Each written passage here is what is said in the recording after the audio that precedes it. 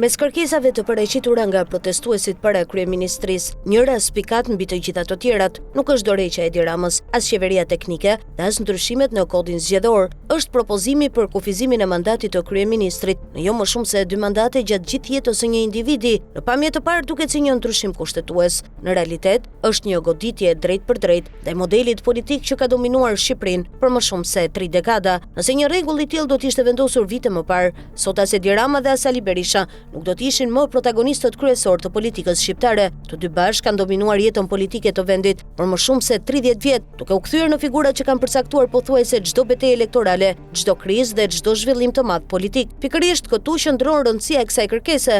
Ajo nuk synon thjesht largimin e një qeverie, synon të jap fund një kaste politike që riciklon vazhdimisht të njëjtat emra dhe të njëjtat figura. Protestuesit argumentojnë se Shqipëria nuk ka nevojë vetëm për rotacion pushteti, por për rotacion elitash, sepse nëse ndryshon qeveria, por mbeten të njëjtët lider, atëherë sistemi vazhdon të funksionojë sipas të njëjtës logjik. Shembulli më i afërt vjen nga Hungaria. Pas 16 vitesh në pushtet, Viktor Orban u largua dhe në krye të qeverisë erdhi Peter Madjar, figura që ndërtoi fushatën e tij mbi nevojën për rinovim politik, kufizim të pushtetit dhe çmontim të mekanizmave që lejojnë dominimin e gjatë të një lideri të vetëm. Në Shqipëri debati duket edhe më i vonuar. Rama dhe Berisha janë ende figurat që dominojnë skenon politike, pavarësisht se vendi ka hyrë në dekadën e 4 të pluralizmit. Për këtë arsye, kërkesa për kufizimin e mandatit të kryeministrit në 2 mandate mund të jetë propozimi më revolucionar i dal nga protesta. Ajo do të krijonte detyrimisht hapësirë për breza të rinj politikanësh dhe do të pamundësonte ndërtimin e pushteteve personale që zgjasin me dekada. Në fund të fundit, demokracia nuk matet vetëm me zgjedhje të lira,